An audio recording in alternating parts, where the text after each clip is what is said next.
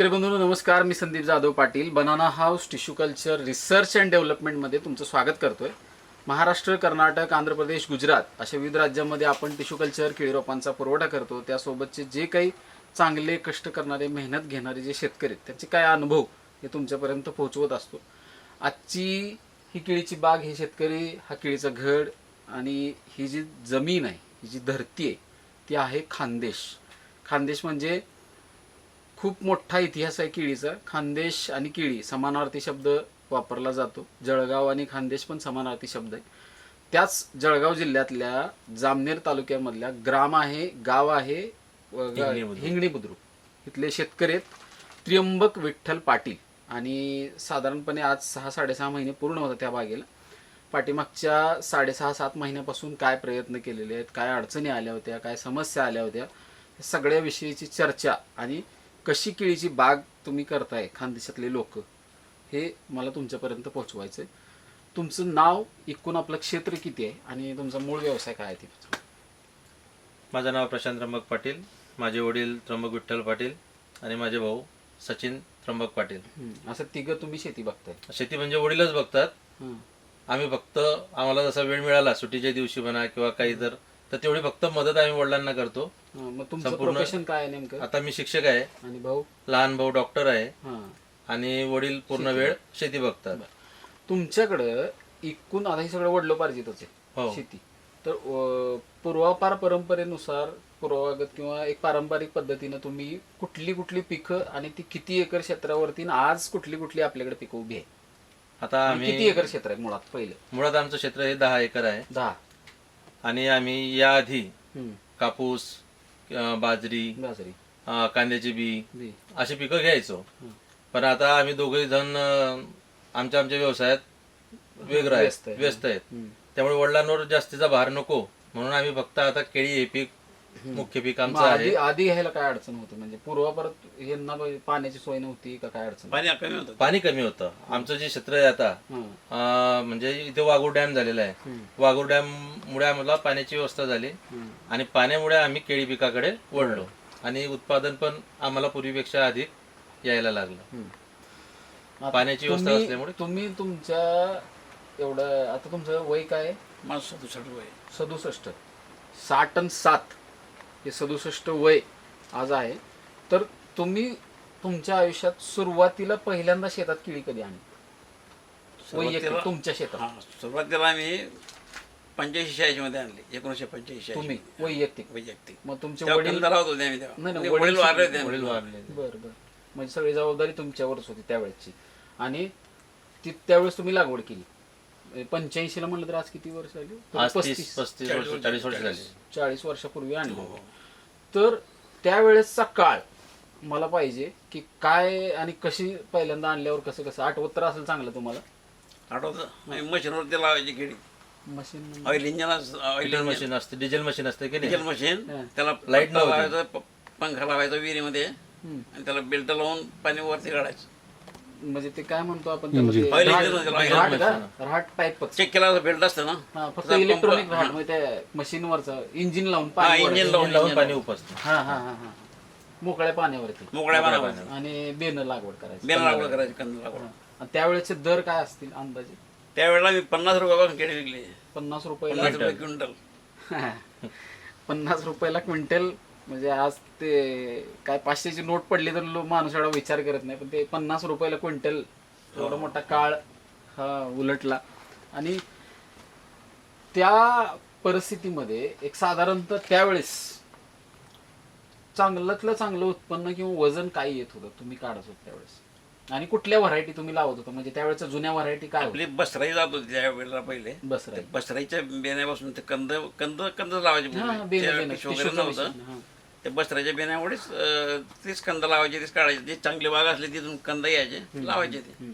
आणि तरी अंदाजे किती किलो पर्यंत घड तुम्ही तरी यायचे आमचे काढले आपल्या वैयक्तिक? 16, 17, 18 पर्यंत यायचे आमची. बस 18 फार फार 20 पर्यंत. चांगला पाऊस चांगला पडला. आणि ते किती वर्षाचं असायचं? ते जवळजवळ 17-18 महिने यायला लागत. त्याला म्हणजे 1.5 वर्षापर्यंत. 1.5 वर्षानंतरच ती बाजारात जायचं. थोडासा काळ जुना, बाकीच्या सगळ्या गोष्टी. आणि ड्रीप नाही, इरिगेशनची सोय नाही, न लाईट नाही, ऑइल इंजिन म्हणजे सगळ्या गोष्टी काय म्हणू आता आताचे कसं सगळ्या फॅसिलिटी आहेत तसं मला गेलं तर सगळं म्हणजे आपण 5 मिनिटात गुगल सर्च करतोय, काय माहिती पाहिजे ती मिळवतोय सगळ्या गोष्टी. पण कशाची माहिती नाही काय नाही तशा काळापासून 40 वर्षापासून आता केळीची लागवड ह्या सगळ्या गोष्टी आणि पुढं त्या कालांतराने पिकं बदलली. बरोबर. तर आता हे जे फक्त क्षेत्र आहे फक्त केळीचं आणि आजच्या दिवशी समजून चाला तुमचं जे 10 एकर क्षेत्र आहे त्या 10 एकरात कुठली उभी पिकं आहेत? आता आम्ही केळी सध्या केळी उभी आहे 6 एकर समजा आणि 3.5-4 एकर आपलं ताक लावलेलं आहे केळी लावण्यासाठी. आता ही पुढे तिथे लावायची केळी पलटी मारायची ताक केळी एवढं केळी एवढंच. आणि बाकीचं कापूस बंद करून टाकला. कापूस परवडत नाही ना, तो परवडत पण नाही आणि करणारे कोण नाही घरी आपल्याकडे, त्यामुळे ते बंद करून टाकलं. मजूर मजूर सगळं आणि अडचणी असतात ना. आता म्हणजे एवढ्या 2-3 वर्षात तर बऱ्यापैकी केळीवरच फोकस केला सगळ्यांना. म्हणजे मागच्या वर्षापासून म्हणजे तसं आमचं 14-15 वर्षांपासून जोरात चालू आमचं केळी आहे. म्हणजे ड्रीपवर आम्ही जवळजवळ 95-92च्या पुढेच आम्ही ड्रीप केलं आहे चेंजचं. तेव्हापासून चालू आमचं ड्रीपचं. पाणी आमच्याकडे फारच कमी होतं पूर्वी. बरं. सगळ्यात आतापर्यंत हायएस्ट समजा एवढ्या वर्षातला सगळ्यात खूप हायएस्ट म्हणू किंवा एकदम उच्चांकी दर कधी मिळाला होता आणि कुठलं साल होतं ते तुम्ही बघितलेलं तुमच्या आयुष्यातला एवढा? उच्चांकी दर 1900 नाही 2022-23 नाही, जुना पण सांगतो. ठीक आहे, 2023 तुमचं पण त्यावेळेस 2023 मध्ये मिळाला सगळ्यात उच्चांकी दर. आता ही पोरं शेती करायला लागल्यापासून समजा. त्यावेळेस त्यावेळेस जवळजवळ 2700-2800 2019 ला 23 ला 2023 2023च्या ज्या पिरियडला इथेच भाग होता आपली किती मिळालं होतं? 2700-2800 कारण बदलत असतात ना भाव ते. हो 27 आज 2800 गेले परत नाही ठीक आहे पण हायएस्टली 2800 पर्यंत गेला. आतापर्यंत. आणि असं कधी झालंय की त्र्यंबक पाटलांनी फार फुकटच केळी विकली कधी? नाही असं फक्त 95 झालं होतं असं म्हणजे नसल्यासारखा भाव होता तो. नाही काय होतं कोरोनामध्ये पण नव्हती बाग. नाही कोरोनामध्ये तो संपून गेली होती आमची तोपर्यंत. त्यामुळे आमची ऑक्टोबर पण 2-3 रुपयावर रेट आलते ऑक्टोबर पासून नोव्हेंबर मध्ये एंडिंग झाला नोव्हेंबर मध्ये ते आणि फेब्रुवारी मध्ये आला तो कोरोना. ऑक्टोबर ते नोव्हेंबर मध्ये आमची केळी संपून जाते पूर्ण दरवर्षी. आमचं डिसेंबरचं लागवड असते काय. पूर्वी जानेवारी लावायची आम्ही, रस्त्याचा प्रॉब्लेम होता त्यामुळे कंद लावायचे. फेब्रुवारी-जानेवारी पासून चालू व्हायची ती, मार्च एंड पर्यंत संपून जायची. त्यामुळे काय अडचण नाही. म्हणजे ट्रॉफिक काय अडचण नव्हती मालवा. म्हणजे पावसाचा वगैरे हे त्रास नाही होत. आता हे क्षेत्र तयार करण्यापूर्वी ह्यात कुठलं पीक होतं आणि कसं केलं तुम्ही सांगा? क्षेत्र कसं तयार क्षेत्र हे क्षेत्र तयार होण्यापूर्वी आम्ही इथं ताक पेलेलं असन आणि नंतर आम्ही तो सण त्याला गाडून घेतला आणि नांगरून त्याला पळू दिलं. किती साधारणतः आम्ही ऑगस्ट मध्ये त्याला गाडला. ऑगस्ट आणि ऑगस्ट पासून तर डिसेंबर पर्यंत ते तसंच पडलेलं राहिलं 3-4 महिने. आणि डिसेंबरला मग परत नांगरणी करून त्याला तयार करून मग इथे लागवड केलेली. लागवड सपाट सरी पाडून का बेडवरती? नाही सरी पाडून छोटी आपली जी आपण कापसासाठी तास रेग मारतो तशी त्या पद्धतीने सरी केली.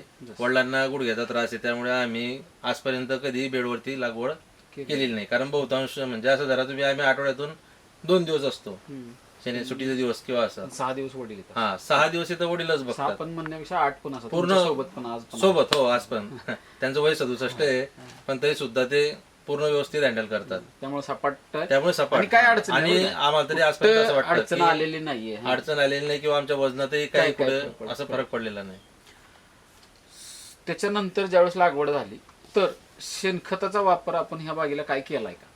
आम्ही शेणखत म्हणजे टाकलेलं नाही आतापर्यंत. कधीच नाही. 2014 मध्ये आम्ही इथं शेणखत टाकलेलं होतं. 10 वर्ष झाली. 10 वर्ष होऊन गेले. ताक तेवढं करताय? ताक आता मागच्या वर्षापासून आम्ही सुरुवात केली. थोडस कसं आहे काय लिमिटेशन किंवा इथल्या काय मर्यादा असतील ह्यांच्या त्यामुळे तुम्ही सध्या शेणखताला म्हणजे क्वालिटी मिळाली पाहिजे. जी प्युरिटी असते शेणखताची तशी मिळत नाही. आणि तशी जर मिळाली तर मग माणूस टाकायला काही अडचण नाही. जिओ ग्रीन टाकतो आम्ही म्हणजे त्याऐवजी टाटाचं जे जिओ ग्रीन आहे जिओ ग्रीन वापरलेलं आहे किंवा इथंच कुसुंब्याला गोशाळेचं खत आहे ते आणून घ्यायचं. लागवड झाल्यानंतर रासायनिक खताचे डोस आतापर्यंत किती झाले?